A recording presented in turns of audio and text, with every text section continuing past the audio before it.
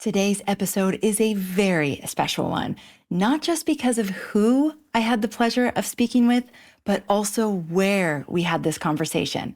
I sat down in person with the legendary astrologer and psychotherapist Debra Silverman on the magical island of Kauai, surrounded by one of the largest crystal collections in the world.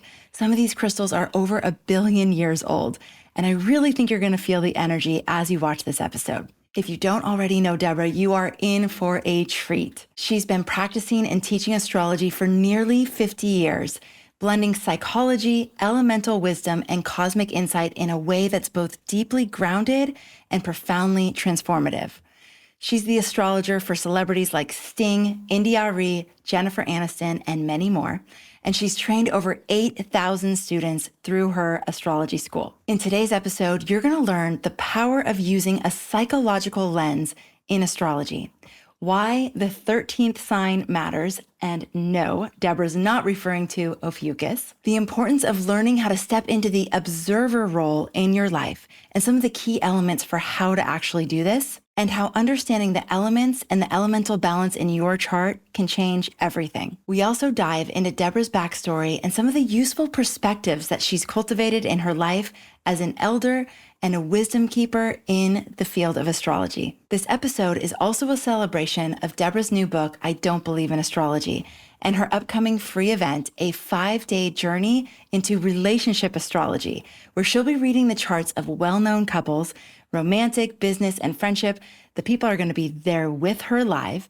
And this is going to help reveal how connection points show up in synastry and help you better understand the people in your life. This free event starts today, March 31st, and runs through April 4th. And you can go to debrasilvermanastrology.com/astrologyhub to reserve your free spot now. We're also going to drop all the links that you need for this episode into the show notes, so you can just sit back and relax and enjoy this episode. It was such a joy to be in Debra's presence for this one, and I hope you can feel the love and the energy that flowed through our time together. Now, we're going to dive right in.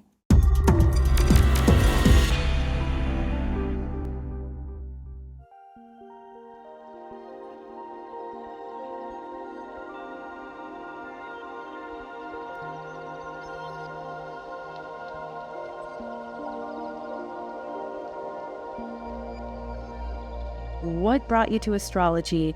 Why did you start doing what you do today? Let's hear all the juicy details, please.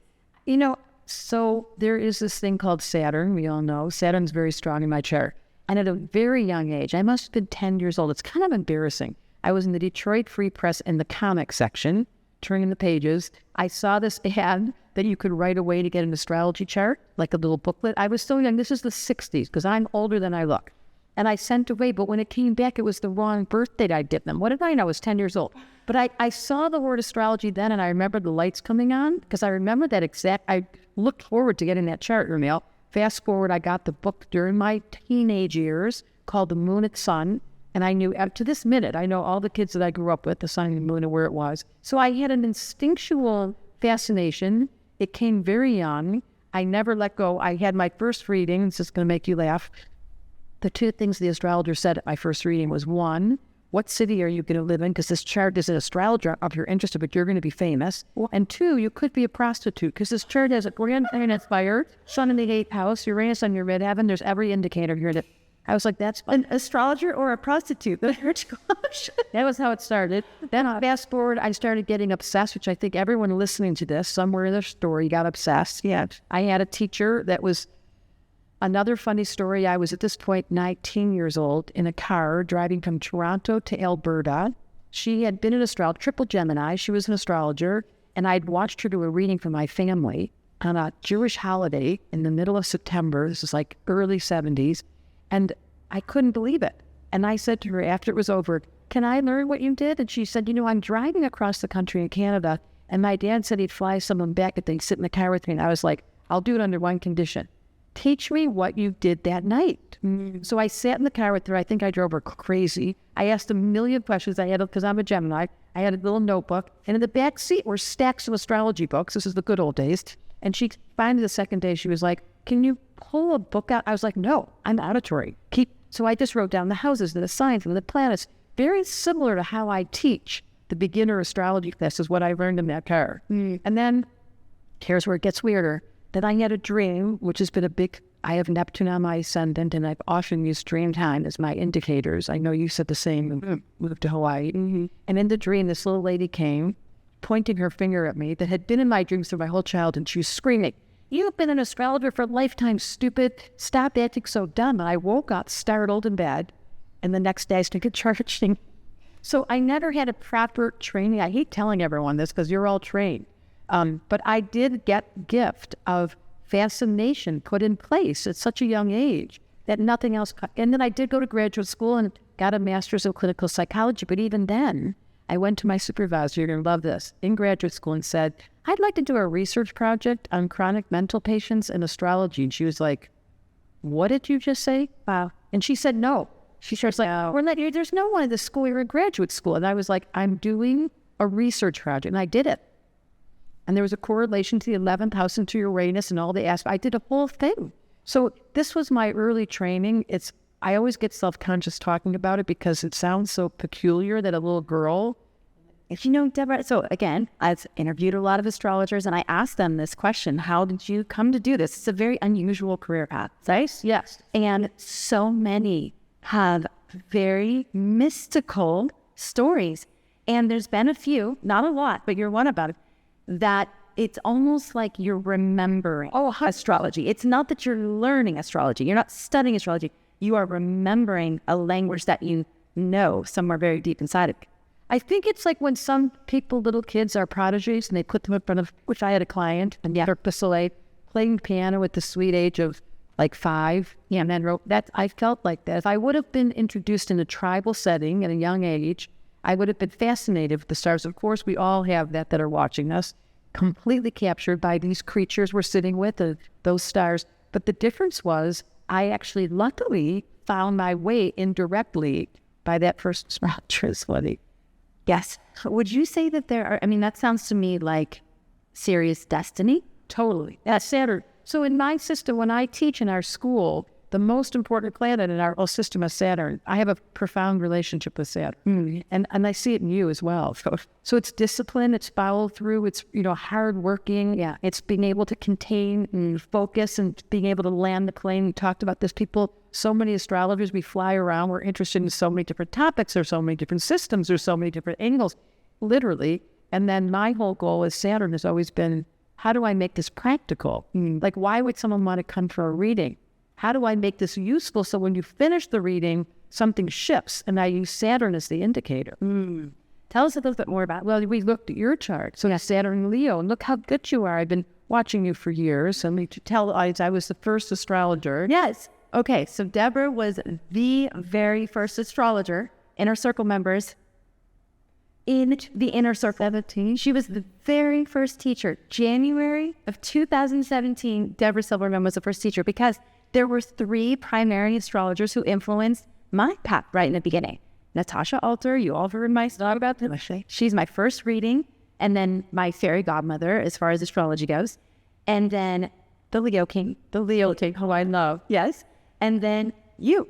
So these 3 entry points that were so profound. And I was telling Debra this yesterday, there is always a soft spot in my heart for your first, right? But it's more than that, because what you did is you opened up a pathway to myself, to my soul. I mean, that is very intimate. It doesn't get much more intimate. No, that's why I'm so in love with astrology. I'm so in love with the opportunity to sit with someone, and spend an hour, however long the session is, and have the deepest reflection, and have someone finish the session and feel like, I feel so seen. I know. Isn't that the biggest gift? And isn't that what we all kind of want? Everyone see me, right? See me, understand. I understand. Okay. Yeah. I wanted to call the book, is it okay to swear?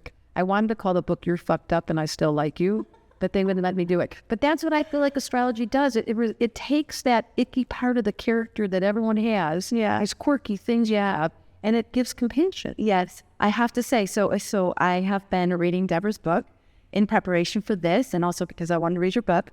And one of the things I remember feeling icky about especially as I was on my spiritual awakening journey, like especially in the beginning, because I would like listen to Wayne Dyer or like Deepak Chopra say like, release all ambition. And I was like, like Capricorn, a 29-degree Capricorn. I was like, wait, I don't, what does that mean? And does that mean my ambition is bad? And does that mean I'm wrong for like actually kind of wanting to achieve things? So in one of the very first things that like jumps out from your book that I just went, go. And I remember this when I started working with astrologers and they're like, you can't release ambition. Are you kidding me? Like that would be like the death of you, you know? Yeah. But reading this and it just being like, no, your ambition is a gift. It's like the very thing you came, it's the very thing you came to do, which is just, for me, one of the things that astrology does that's so beautiful and that you do that's so beautiful is you help people. It's not a one size fits all. It's not, we all need to be the same and we're all trying to be the same. We're all it's like, no, actually be the best version of you that you could possibly be. And I feel like you do that in such a beautiful way in English, which is so great because we have some of the jargon, the collective jokes. We have some of the most like academic, intellectual brains that are just incredible. I mean, you're just like, it's like intellectual acrobats, you know? And you're like, oh my God, that is amazing. And I love that there's people like you that are just breaking it down in a way that people can have. Esoteric and Taurus. So I speak in very simple terms. Yeah, that's really helpful. We need all of it. There's no, right, wrong. I want to speak to is as you're discovering, getting to know each other again. Yes. We have done this a while. Yeah. That I'm quirky. I love that word. Love that word. Unusual personality traits, which everyone does. Yeah. But what I've learned through astrology is, well, I have Uranus on the very top of my chart, exactly sextiling my sun, trining my moon, trining my Saturn. Uranus is my very dear friend, which meant, and I didn't get this when I was young, that I'm weird in the best way. That's a strong word, but that I don't do things normal, as you say, all my rituals and all my practice and all. And at first I thought something was, to your point about being ambitious. Yeah. I thought, why can't I fit in? Right. Like, why do I have to be an astrologer? Why am I in graduate school and I'm the one that's raising her hand and asking the weirdest question? Right. And then I realized, well, I was built that way. And by the way, it's my gift, to your point. And by the way, it's the thing that has led you to create that's right, amazing life, this amazing, I mean, I've gotten to spend a couple days with Debra, and she gave me what she calls the Debra Silverman special. I swear, I feel like I've been walking around in a magical bubble, meeting like magical characters, and just having this incredible experience. So you following your path, embracing your quirkiness as a gift is what has led you to, it wasn't to sit at the seat as an elder. And that's another thing that I loved in your bio. And I love, you claim elder. Oh, I'm almost 70 years old. I think that's when you get to be an elder, kind of grandma-ish. I don't look grandma-ish, but it is a gift. It's something that I think it's so funny that I am so much older than I look, and the elder, typically, if I was a classical astrologer who'd been in practice for 50 years, who looked a little less, aren't we having fun? Yes. There would be a different energetic. So yeah. I'm always noticing people's reminding me that I'm an elder and me being able to remind them, because I don't take the visual, but on my heart of hearts, having studied so many charts and gotten so comfortable being quirky. Yes. My eldership has relaxed me, and that is my promise to bring to this my whole mission was bring the wisdom of astrology that makes you feel so comfortable being in your skin. Oh, I cannot think of a bigger gift. Seriously, Debra. Like, that's it. And it's the only wish I have for my children. It's the only thing that is important to me. And your career. In my career, and also to facilitate for other people. So you're doing that. And you really, the other thing that's amazing about you is I feel I get to do what I do because of some of the things that you've done and the work that you've done to make it more of a acceptable practice. You've brought it into, you've really spearheaded a lot of the bringing it into the mainstream, I believe. Yes. And there's a lot of astrologers out there, and many of them are watching this and listening because you're studying. It is time that bring it to me. And yes, I started it. I kind of feel like I was spearheading it. Yeah. I was breaking new ground. Yeah. And now there's a pathway. And the women that come to our school, There's mostly women. I find that interesting. No men have ever been astrologers before. You're sorry. Beep, back that up. No women have ever been astrologers before. That is in history of the past. There was no women ever being rabbis before 1980, ever. So all the men that studied astrology that were in the temples of the kings, behind the scenes, giving strategic planning for the wars, talking about feast and famine, those were not women. However, now the pendulum, whoop, now there's women everywhere. So in our school, there's pretty much 90% women. There's more men coming in. But the certification program, I trained about 24 certified astrologers who are full-time, and there are a man, 2. There are a man. It's not funny. Well, so here's the thing. What I find interesting too, Deborah, and we could probably unpack this. So more women are studying astrology, but less women are teaching astrology. Oh, that's interesting. So it's like the men feel more confident to step in and take on the teacher mantle. And the women, I find, it takes longer for them to feel like they can actually call themselves a teacher. We have 30 teachers that teach in our school. So every year, twice a year, in September and in January, the school starts. There's only 10 people in the room. And you're basically studying your chart, but it's all women. There's one man at a school. Yeah. So it's a good thing to notice, and it's good to unpack that the pendulum swing and the collective, as we all speak about returning to the goddess and taking out the patriarchy, we're doing it live time. And it's a really good feeling to be confident enough to be in this, because it was all numbers. It used to be, you can imagine before the charts were push button away. Yeah. There was a lot of me. A lot of me. And it was long, various of it, and all that science. And now women have entered into the field, and I just want to say part of my role with Cancer midheaven, my Mars is in Cancer. I have Moon in the 6th house of Virgo, the house of feminine, women energy. I notice that the women at the moment are leading the way in the name of consciousness, and the men are supporting us, as it should be. Yes. And what a beautiful thing to see. In my universe, there's lots of women. I know. All the magical characters I've met mainly have been women. And you run an all-female tumbling, your team. And I love that you're modeling for all of us the way that we can support each other, the way that we can encourage each other. I love it about you too. Yes, I think it's so good and it's so needed. And again, my daughter is on this trip with us. And so we went to dinner the first night. And we went to dinner with Debra and her executive assistant, Nicole. And Nicole is 30. So she's like just finishing her Saturn return. And after dinner, Madeline said, when I grow up, I would like to be as confident and authentically me as Nicole. And I said, when I grow up, I want to be as authentic and confidently me as Debra. So it was, but what I love is that we get to model things for each other and celebrate these things in each other. And that is another benefit of astrology. And this is what I'm hoping about the future, because we all know we're in this radical 25, 26, these next 2 years. Yeah. All the planets shifting. Yes. Is that there's some precedent set about what heaven on earth looks like. Yeah. What does it mean to be in a company where everyone loves to come to work? What does it mean when we actually listen to each other and we have differing opinions? Because of course we have differing opinions. And there's this level playing field. Yeah. How do we work together and actually, you know what we do? We change people's jobs according when they're progressing and changes. Oh, no. Like use the chart in our company and say, this person's perfect seat is they're the leader. Oh, they're working behind the scenes. Oh, they're the salesperson. And it becomes very clear. And when the shift happens, and it's happened, where the era changes or the season changes and we're tracking not only the right role to put someone in, but the seasons that they're in and the compassion. Well, not forget, it's funny. One of our employees is just a progressman when it went into Pisces, as yours is, this month, and we were all like, uh-oh. But the awareness is on and permission is on. What, that she might like float off? Because when there's cycles that we go introverted and right to more of a creative zone is here to the aquarium where we're communicating, we're talking, and we're doing details. Right. Now, it's not a good or a bad thing. Awareness, the whole game that we play, that these crystals perform for us, is heightening the frequency so we're awake enough by the use of the stars to say, of course you're a Capricorn. I would never tell you to turn down your ambition.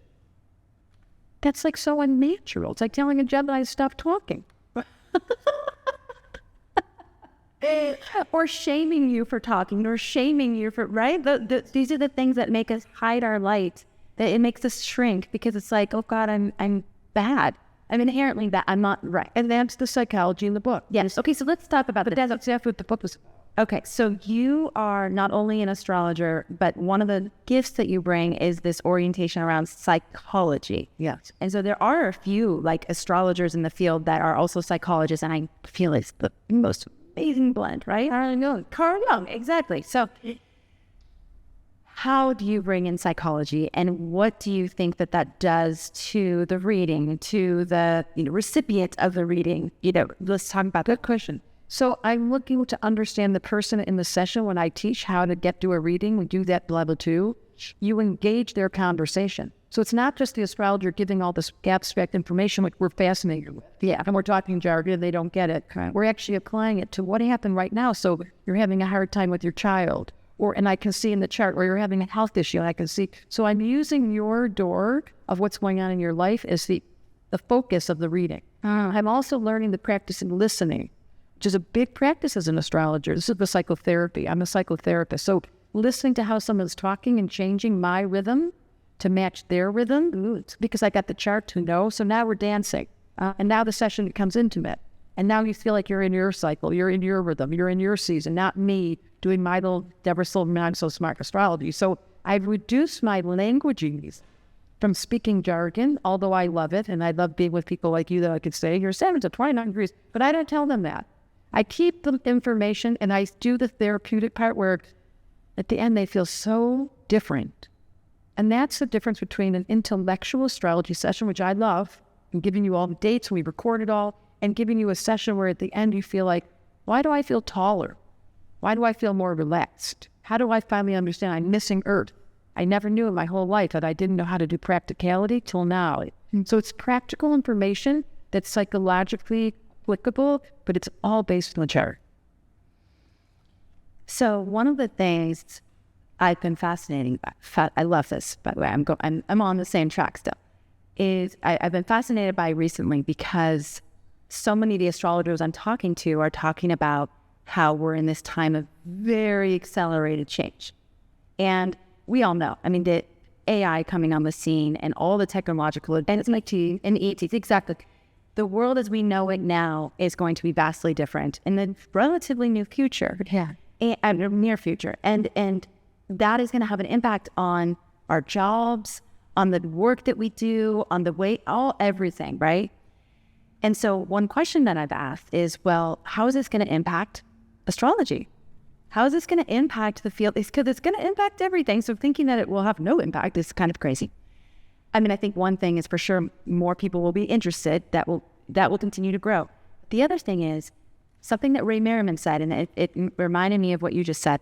He said, astrologers who are only giving information, who are just like, here's the information, that don't have that therapeutic coach, call it a coach, call it a therapist, call it, the integrative, where you're integrating several different fields into the way that you're applying an astrology, the way that you're holding someone's hand, these phases of life. It's going to become more and more important that we do those things. Yes. That we have like quote unquote bedside manner. Yes. With our clients, that we're really, engaged with them. So AI has this, I'm hearing you about this so much. People are sending me all this stuff. And AI really does have the ability to receive your chart, go into the system, give you all the indicators. It's amazing. And the heart, that's what we're sitting in front of. This is the distinction. So no matter what happens in the future, how much we change, and we will, and all the outer planets are fire and air, we're in combustive. That is all male energy. We're going to be moving, changing, shifting. It's already happened. We're not waiting for the future. Pluto entered Aquarius, and we've entered into AI and ETs. The difference is, how able am I to actually be at peace? And this is what the book is about. There's gremlins that live inside everyone. And they chew at you, and they say, usually it's about your chart. They say things about you that they don't like. You're too ambitious. And then you feel self-conscious, and then you're in. So the challenge is, yes, you can learn that from astrology, but where's the voice of compassion? Oh, that's right. That's the human who actually makes eye contact and touches you and listens to you. And the communication style is part of our school. I tattooed on my arm the words listen and silent have the same letters. Like these creatures are all silent in here. And to be in the presence of the trees or the mountains or the stars There's a requirement to stop. I noticed that yesterday on our walk, how good you are at silence, that you meditate every day. This is part of the book. The difference between AI and us is we have compassion, and we have touch and smell, and that's never going away. And I live in Hawaii amongst these crystals, and she smells. I used to be very uncomfortable with silence. It's amazing to feel the difference at this point. You're good at it. I was impressed. It's rich. I mean, you're saying they're quiet, but they're not. They're communicating. They're like, and their presence in their silence is even more potent, right? Even my daughter and I were talking today on the way over about the gremlins and about the ability to listen, and how in order to listen, first of all, you have to be okay with quiet, because you're not filling the gap quickly. That's the art, right? So you have to be okay with quiet, and you also have to put yourself aside a little bit. That's called the observer. That's my whole book. If the observer, this is what astrology is. You come off planet Earth to the stars' point of view, you look at the personality traits, and you give compassion in the reflection. Oh, I love that. That's all my life's work is. Turn on the observer, like right now, you're watching a podcast. You stop, you lift up your observer, your awareness. That is the magic that makes this whole planet worth living. Because when you're watching, that's how the ETs feel. They're watching us right now going, you guys are so weird. What? This place is so strange. And then there's the humans going, I think I'm a little weird, but act normal, act normal. I don't want everybody to know you're weird. And that desire is the opposite, where the observer goes and laughs and goes, you're so cute. And yes, you're so quiet, and you talk too much, and you're so wiggly, and you're so still. We just observe ourselves with compassion. And that is really what astrology is, I think. Is observing ourselves with compassion and a smile. Because it suddenly becomes funny that you are so Capricorn. I am so Capricorn. And I am so Gemini. Right. Look at me. I know, I love it. It gets annoying after a while. Well, and the thing is too, I mean, when you can't get rid of me. Do you think that everybody, so it kind of depends on the sign, because I feel like Leos probably always love being a Leo. Libras probably love being a Libra. I think Sagittarius loves me. No, I think secretly under the system, confidence, all the fire signs, they're insecure. Like under the system lives gremlins. And for everybody. For everybody. Yeah. And they're put in place by the unconscious mind to the therapist. Yeah. And the unconscious mind is not regulated. It's not educated. It operates with urges and fear and scary. They call it the unconscious is the id. And Freud called it a cauldron of seething excitations. Like in the unconscious lives a fear that I'm not safe and you don't like me and how do I look and everything. So that unconscious energy, until the observer's on, and you can look over and yourself. I personally, with my Cancer midheaven, I'm highly emotional. I told you this. Yeah. And I cry. Well, and I get embarrassed. I mean, that's a gremlin. Like people say, no, it's so beautiful when you cry. I can't regulate my gremlin to say, it's okay now I've gotten better and I find something. But everybody carries some little voice, and you can ask yourself right now, if there was something you could change about yourself. This is a gremlin indicator. There's some part of your personality you just wish, like I am so indecisive. It's one of my worst traits. I'm Libra rising. And so I've come to accept in what I've learned to do on my team, with all the women, I said, you decide. And I've just taken myself. Oh, and you're surrounded by the papers, like on fire, on. I don't hear how old they are. I can see how old a soul is. And I'm that soul that lives next to me that works with me is my mind. Debra, why do you think, okay, I know we've come a long way in terms of stigma around astrology, but we still have it big time. I love what Rick Levine says. It's got bad PR. It has bad PR. And it's not the same astrology that we love. They don't like the astrology we don't like. It's dippy. It's superficial. Right. It has no meaning. Right. It's entertaining. It's a parlor trick. No thanks. Well, it makes you feel boxed in and kind of zero limit on one sign. Yeah. I mean, the reason why I didn't love being a Capricorn is because I'd read all the things about it. And I'm like, okay, wait, so I'm boring, money hungry, stoic and cold and control. I'm like, I don't really want to. Esoteric astrology, Capricorn's one of the highest signs. Because they're in service to the collect. The difference between exoteric and esoteric, I'm so glad you asked. Exoteric is all about the ego, what you just described, all those personality, gremlin traits in Capricorn. The esoteric is the higher self, the soulful urge. Right. And why does Capricorn work so hard? Because they're so determined to fulfill their mission. They don't want to go home without having done their job. Oh no, that was capital driven. Now, if it's ego-driven and it's about money and ambition and prestige and bigger cars and bigger jewelry, that's a different conversation to Capricorn. I did that the first 30 years. Thank you. But when the Saturn return happened and your soul kicked in, you took the high road. And that's what the book's about. It distinguishes low road ego, high road soul. And this is the esoteric dream, is that, once again, I'm going to repeat it. I loved what Pam Gregory said. There's a new chromosome coming into place. Yeah. 24th chromosome. She's a brilliant astronomer. I have her on in April. We all love. Yeah, as an elder. Yes. And she talks about this new earth and the new heaven, which is what we are doing, what you are doing. That's why I'm so in love with what you're doing and why this audience is so important. They are the spearheads. They are. They're the ones saying, I'm looking out. I'm turning on my observer. Right. I don't want to judge you. Let's go for diversity. All the weirdness is welcome right here. Right. She's like all about it. I'm all about it because, I mean, if nothing else proves the fact that we will perceive and experience this world uniquely, it's astrology. I mean, it's like built into the fabric of astrology is we're going to perceive the world in a unique way. We're going to express in a unique concept. And that's the beauty of it, right? That is the richness. See how lit up we get? Yeah. We're so in love. You're so in love. Anyone that does astrology is so in love with this thing. Because why? What is more interesting than taking your ego and putting it towards your soul and fulfilling your purpose here? I mean, what are you doing here? So Debra took me and my daughter, Madeline, was that correct English? I'm sorry, Mom, if it wasn't. To a labyrinth yesterday. And many of you have heard me talk about my love affair with labyrinths as well. And when we were in the center of the labyrinth, we all had a moment of silence. And then we were talking about our moments as children when we started to question, like, wait, who am I? Like, what am I even doing here? Like, what's the point of all this? It was so cute, Debra. Tell them what you told me about what your mom would say when you would be asking these questions. Because my son's in the 8th house and I have a lot of Scorpio. My North Node's a Scorpio and I've always been very deep. And she would get offended. She got mad at me in the morning before school when we were sitting at the table and I'd be like, I was constantly, she was like, what are we doing here? And then finally one day she said, would you stop asking that question and just eat your cereal? And I was like, that didn't help. And I never did answer. I was just always just, no, whoa. And I was the deep kid who was asking the astrologer, like, wait, meaning for us being here? Yes. You had it too. Totally. I was 10 years old.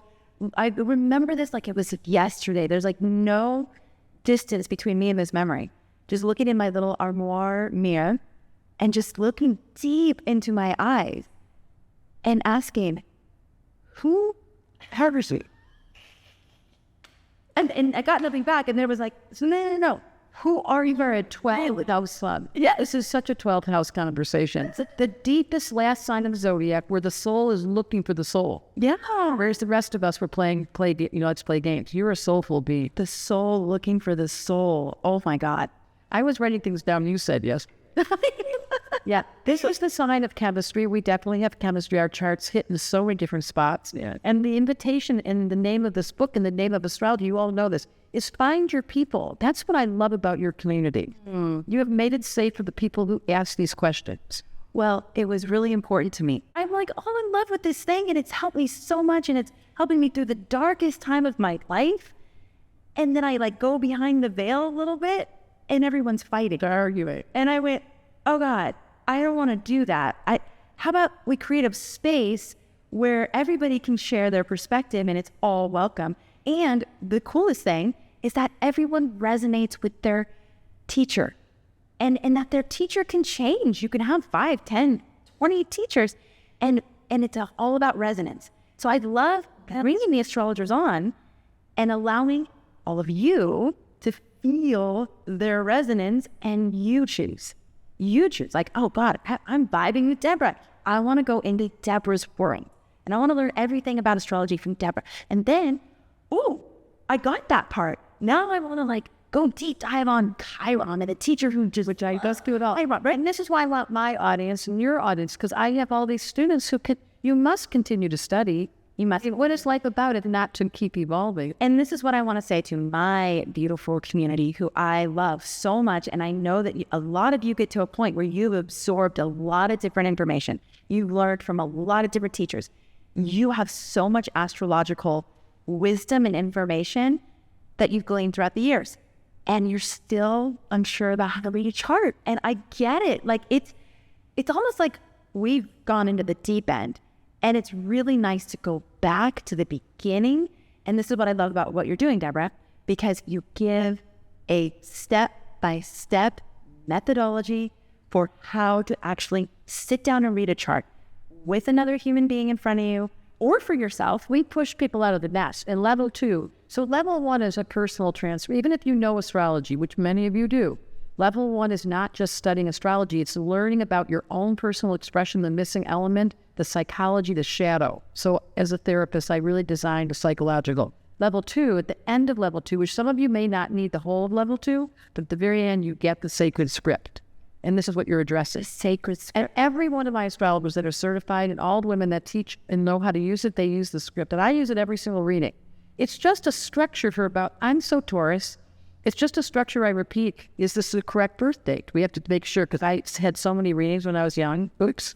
Have you had a reading before so I know how sophisticated? Can I speak fluent astrology with somebody? Right. And then the third is I'm going to look at your Saturn cycles. I'm giving away the code, but I don't care.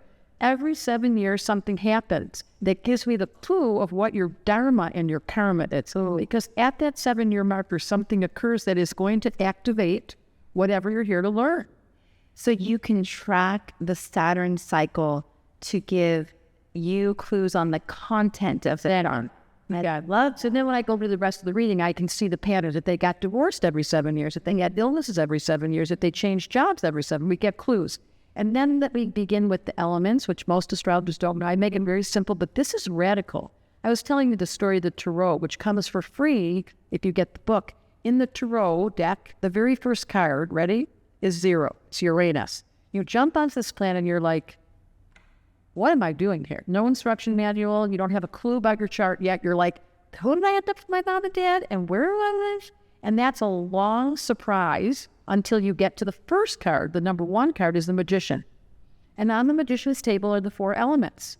And this is where we begin. This is the beginning of our school. If you don't know the 4 elements, if you don't understand the measures that the gods are using to create this reality, can you be quiet, watered? Can you talk and communicate? Well, obviously. Can you get shit done and do the numbers and do spreadsheets and make sure you really understand how to do your taxes, Earth?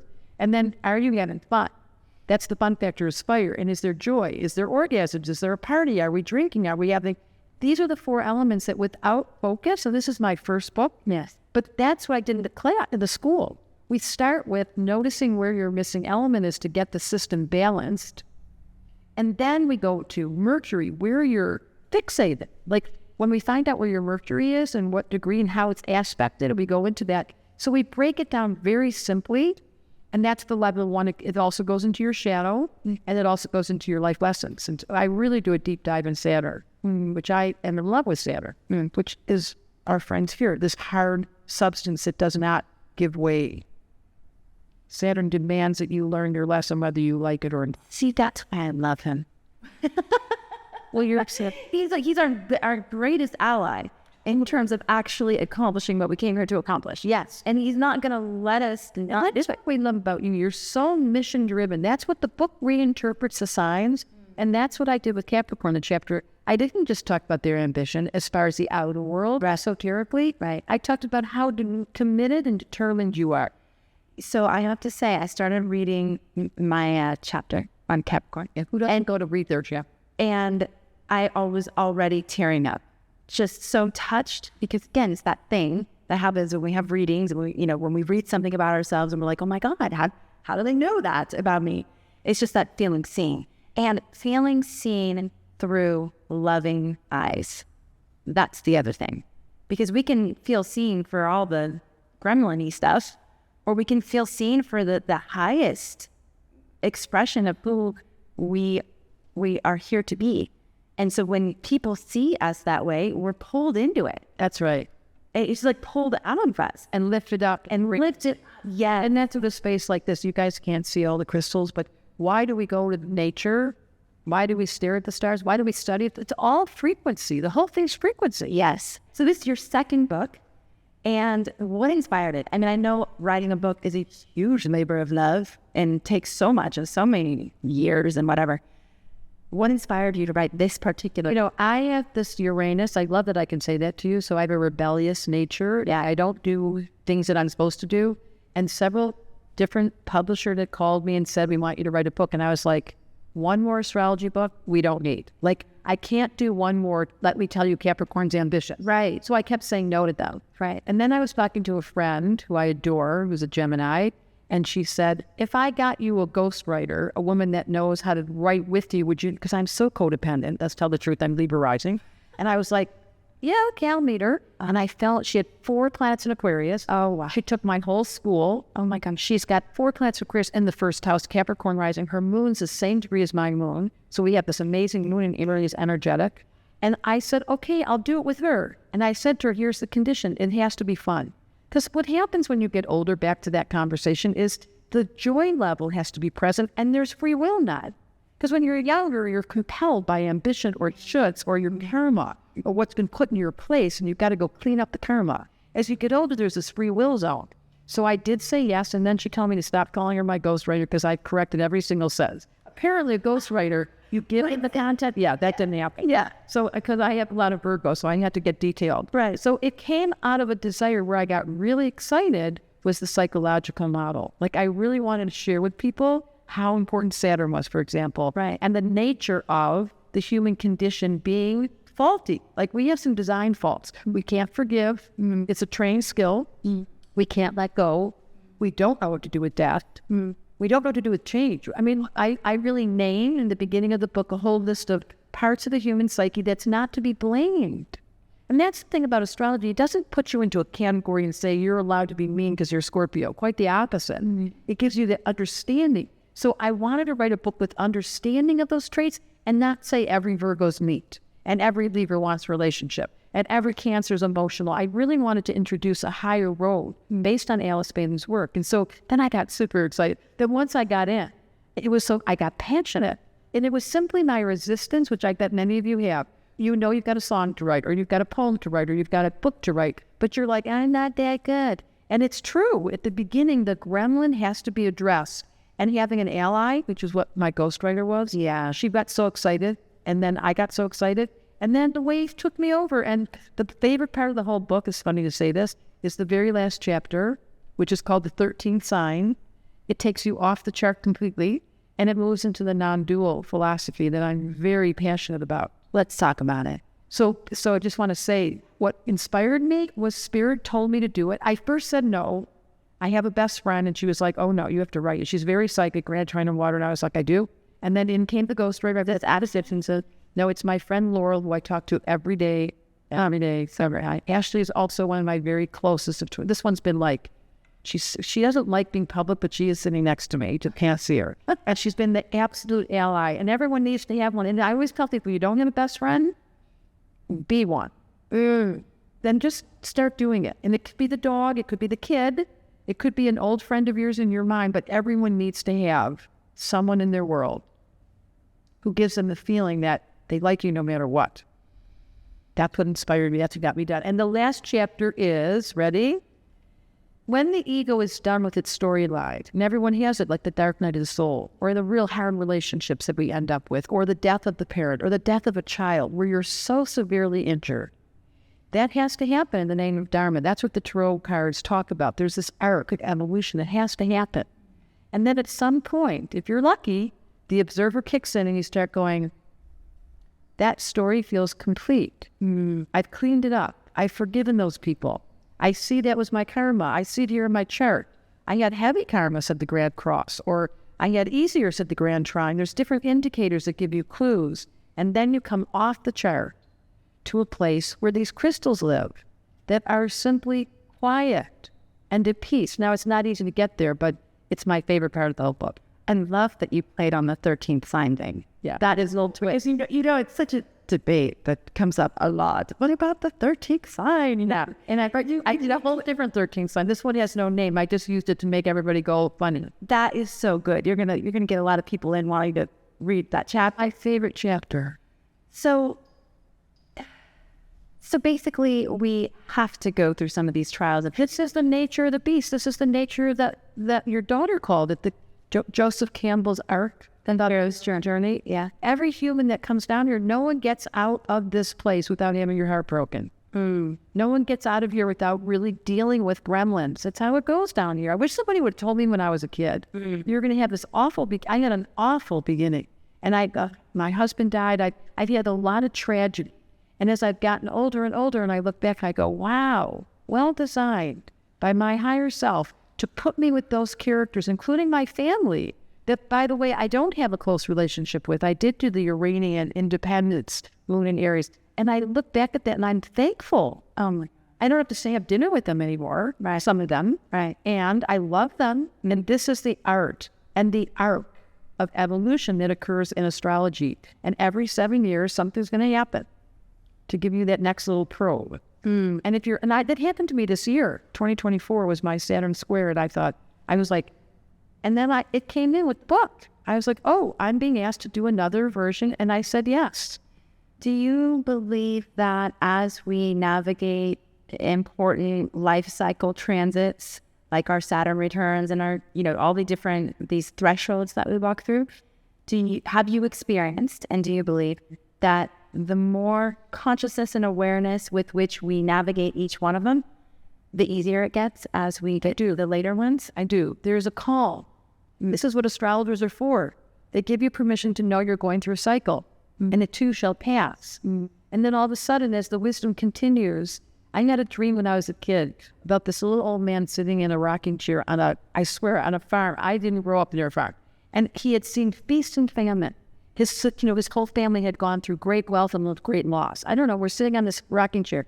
And I woke up and I just thought, I want to do that, have that much calm, having seen feast and famine. It reminds me of the movie Titanic and how there's the people on the boat. There's some that are like taking a gun and shooting someone else to get the few boats they have.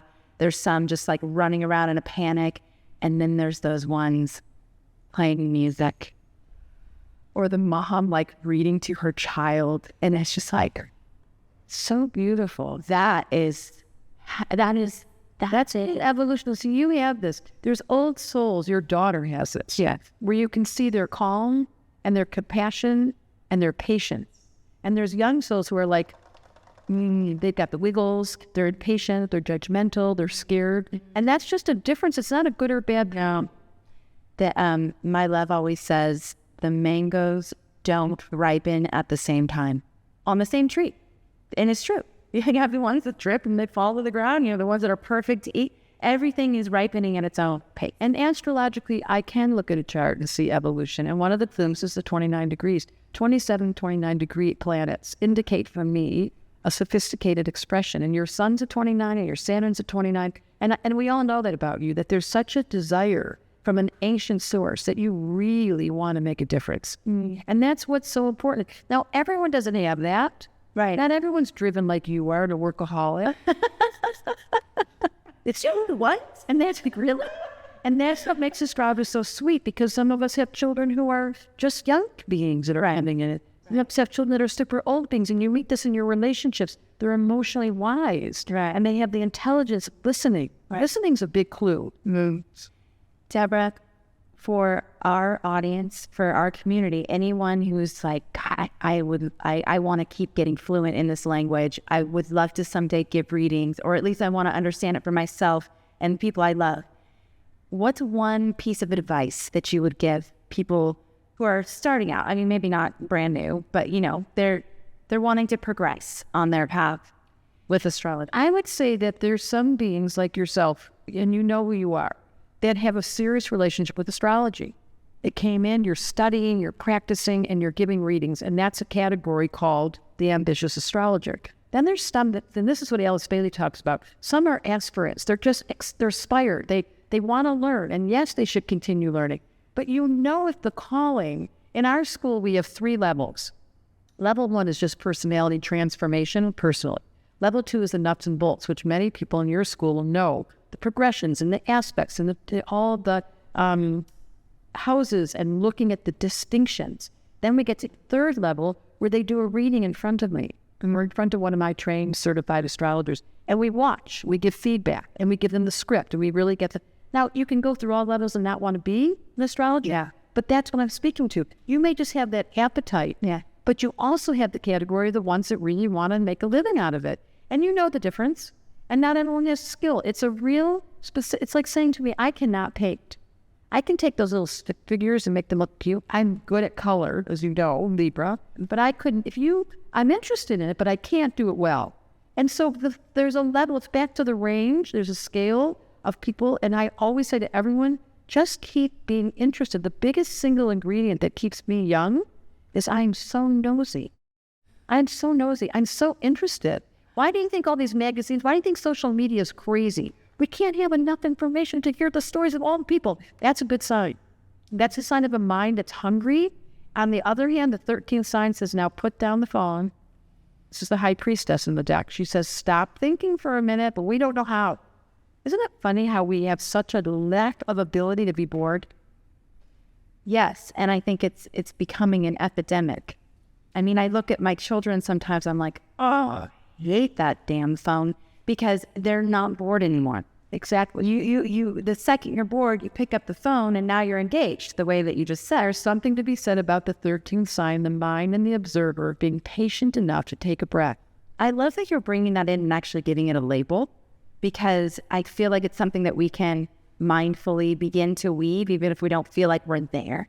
If I had a dream that this book's influence would have on the world, it would be the observer. That you can look at your mom or your dad or the person that bugs you, or you can look at your own gremlins, or you can look at the politics and see if you can't bring out your observer who's neutral, not the critic. Right. Just the part that stands there and goes, oh, she has curly hair and a gold bracelet on and she is really pretty. Not an opinion. Right. The neutral. I would pray, my prayer is that this astrology work facilitates the position of the non-judgmental voice that is fascinated with all the differences without the emotional charge. Good luck out. Yeah. Well, I know I'm working on it. It's perfect. I love the vision. Who is this for? Like, who's that perfect? You know, it's so confusing because it's called I Don't Believe in Astrology. So, of course, you guys do believe it. So you're going to buy it? And then the ones that don't believe it, they're not going to buy it because they don't believe it. I realized this the other day. I was like, what kind of titles? So it was for people that have been, so it's for you guys. People that have been studying astrology for a long time that want an updated version of the signs. There's some meditations in there. There's the access to the 13th sign. There's deep entrance into Saturn. So but for the ones that don't, I really want to convert. That's why I speak it so simply. I want to convert the people that don't believe in it. Well, I think this is also a great book to give to the people in your life who don't believe in it. That's right. Yeah, right? This will be a gift that's given as a gift to people. Sing my funny videos on YouTube.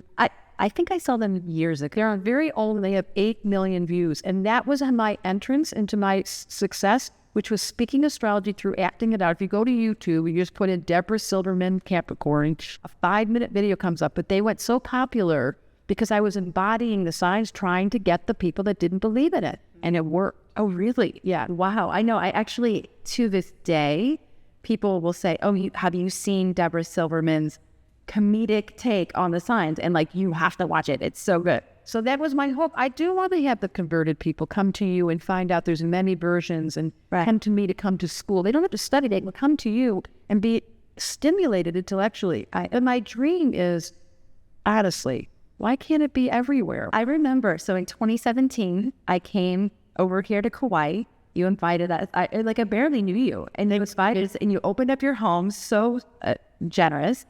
And I remember you said something, standing over your kitchen countertop. You said, someday astrology will be as commonplace as yoga has become. And it's just like 30 years behind yoga.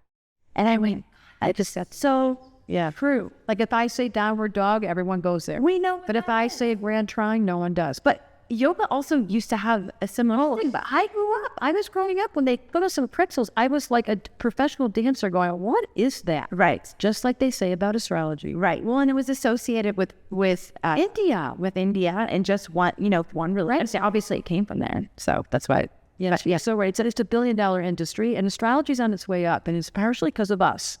We're doing the job. I help people realize that. Yes. And here's the story you're going to love. I did work in a school. My son wanted to go to a private school. I didn't have the funds. I went to the headmistress. This was in Vancouver, Canada. And I said, if I do the readings chart for every student in the school with the teacher, would you take my son in exchange for tuition? And she said, yes. So for a year, I went into every classroom with the teacher. I had all the charts for kids. I told the teacher, don't let Amanda and Debra sit next to each other.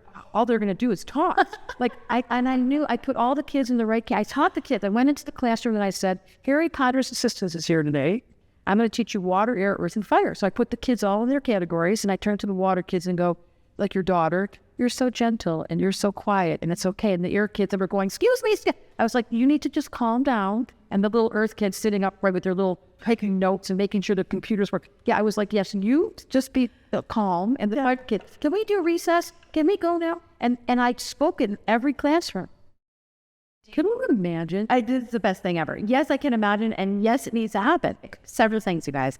They're doing a whole book launch for this book. There's a free live event. So tell us a little bit about the live event. What's going to be happening? What do they get? It's called The Chemistry of Astrology. And we're having all these super interesting people. Like Blue is I don't know if you know Blue of Earth. She's an incredibly brilliant woman. She's doing a whole set of tarot decks. Her and her author, her artist, spent the last 2 years. We're looking at their chart together and how do they create. Amazing. Richard Roger de Jinkees, yes, and Zach Bush, who are these giant scientists. Yeah, in their minds. We're going to talk about their friendship. Ooh. Then Colette Baron Reed and her husband, who have been together for 20 years, working on all things to do with divination cards. Right. We're going to interview them and have them look at the charts, understanding the chemistry of astrology represented by people who are in relationship, be it a lover, be it a partner, being a work person, and watching how astrology and chemistry get along so well. Amazing. Yeah, my Libra rising and so fun.